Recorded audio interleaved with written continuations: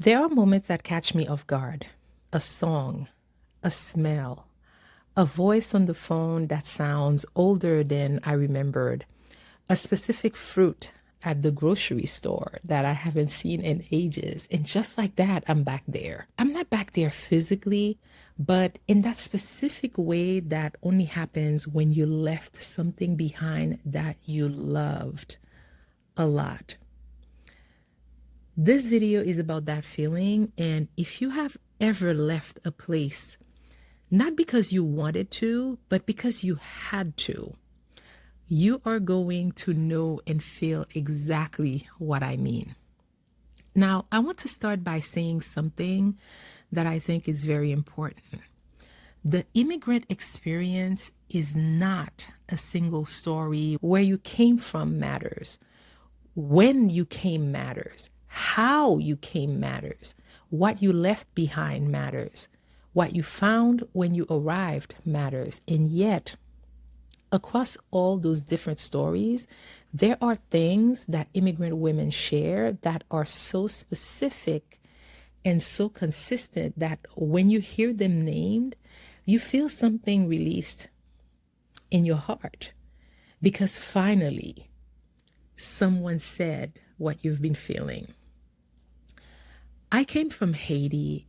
I came to this country when everything was stacked against me, and I built something anyway. And I carry things that I have learned not to talk about in most rooms. And not because they are shameful, but because most rooms were not built to hold them. The first thing is the loneliness. And I want to be specific about what kind of loneliness that I'm talking about, because this is not the loneliness of having no one around you. You can be surrounded by people who love you, people who are glad that you are there and still feel this particular kind of alone. And it is the loneliness of being in a room full of people who cannot fully understand where you came from. And it's not because they are unkind, but because there are things about your story that require a specific context to understand. And you have to understand what it means to leave, what it cost your family for you to come, what it felt like to arrive somewhere new and realize that the version of this place that you had imagined, that you had seen on television at the movie theater was not quite what you found. And what it feels like to navigate two worlds and belong fully to neither. You are too American for home and not American enough for here. And that in between place, it does not have a name that the people around you really understand. So you do what you learn to do. You smile, you adapt, you code switch, you read the room, and you edit yourself just to fit in. And you carry the loneliness in this quiet space where no one else can see it. The second thing is the grief. And I want to spend some real time here because this is the one that I carry the most personally. This is not the grief of losing something that you did not want. This is the grief of knowing that if conditions had been different, you would have stayed home. You did not leave because you wanted to leave. You left because staying was not going to give you or the people you love what you needed.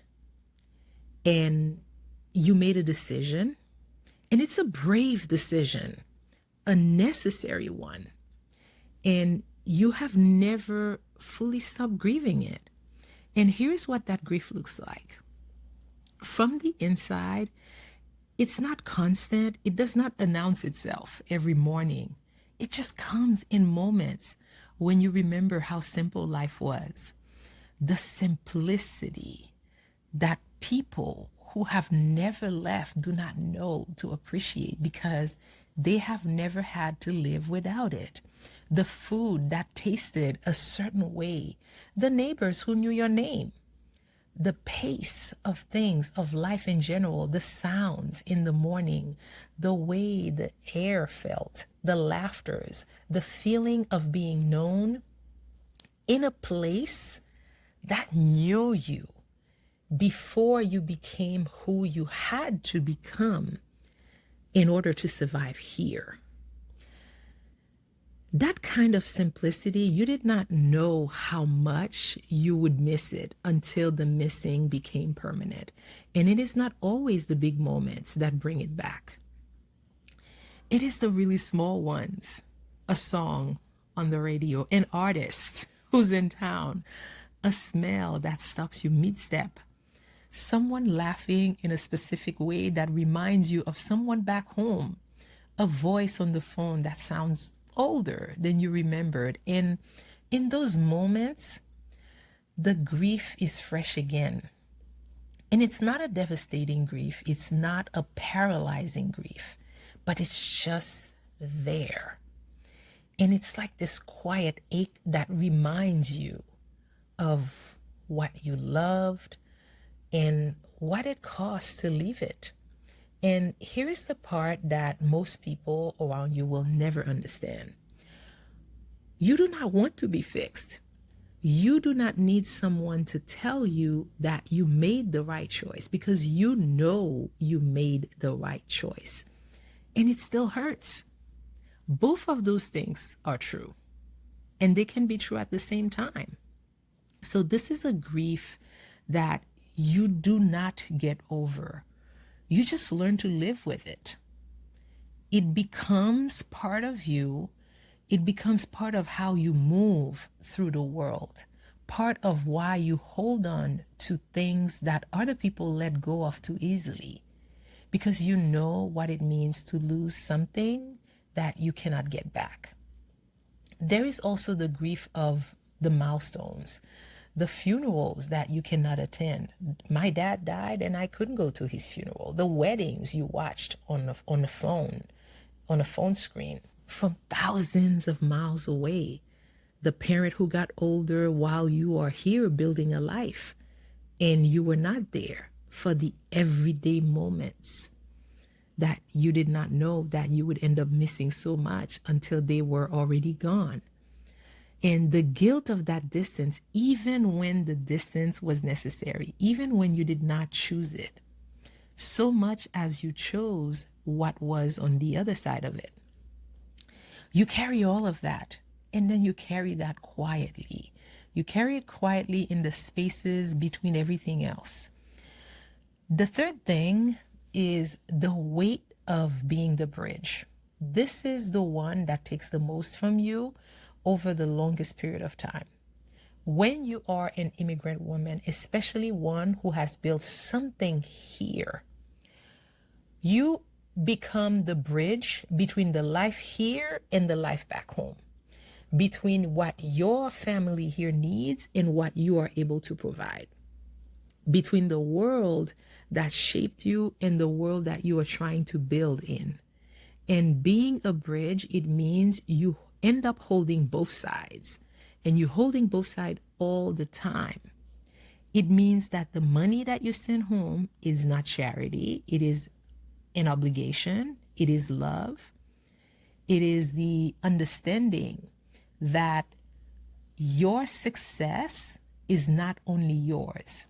It means that the phone call at inconvenient hours because someone back home needs something and you are the one with the resources to help. It means carrying the weight of representing also your family, representing your community, sometimes representing your whole country in every room that you walk into. And nobody tells you how heavy a bridge can get after years of holding both sides. After years also of making sure that neither world falls while you are standing in the middle. Now I want to say something about all of that. I am not naming those things to fix them. I am not naming those things to reframe them into something that would be more comfortable. I am naming them because most of us have been carrying them without ever having them acknowledged. And there is something that happens when a weight is finally named. It does not disappear, but something changes because you are no longer carrying it in silence and you're no longer pretending that it's not there while everyone around you moves through the world, not knowing what you are holding. And I think about the women who came before us, the women who left and never talked about what they left behind. And not because it did not hurt, but because there was no space for it. Because the expectation was you chose this, be grateful, and then move forward. Don't ever look back. And so they did not look back. And they end up carrying this quietly for the rest of their lives. I'm not willing to do that. Not here, because I think when you acknowledge things and you name them, it is an act of honesty that we owe ourselves. So here's what I want to leave you with. If you recognize yourself in any part of this video, I want you to know something.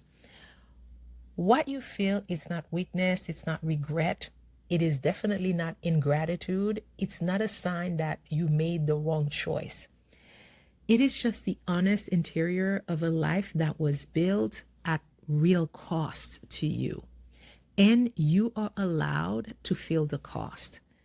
And you don't have to apologize for it. The grief of knowing that you would have stayed home if things had been different, it is one of the most human things that a person can carry. It means that you loved what you came from. It means that living, it was not nothing. It means that the life that you left behind, it was a real life worth grieving. And the grief that you ended up learning to live with, it is still grief. And living with something does not mean that it stops hurting. It just means that you found a way to keep going while you still feel it from time to time. And that is not a small thing. That is one of the most quietly courageous things that a person can do. And that loneliness is real. The grief is also real. The weight of being the bridge between those two worlds is real. And you are allowed to say so. And you don't have to perform it. You don't have to make others uncomfortable. Just to say, this is what I carry. This is what it costs. And I'm still here. I also want you to know that you are enough exactly as you are with everything that you carry and everything that you left behind. So for those of you who don't know me, my name is Webley. I came from Haiti and I carry this too. I want you to hit subscribe and drop a comment below and tell me, what do you carry that nobody around you sees? I want to know. And with that, I will see you in the next video.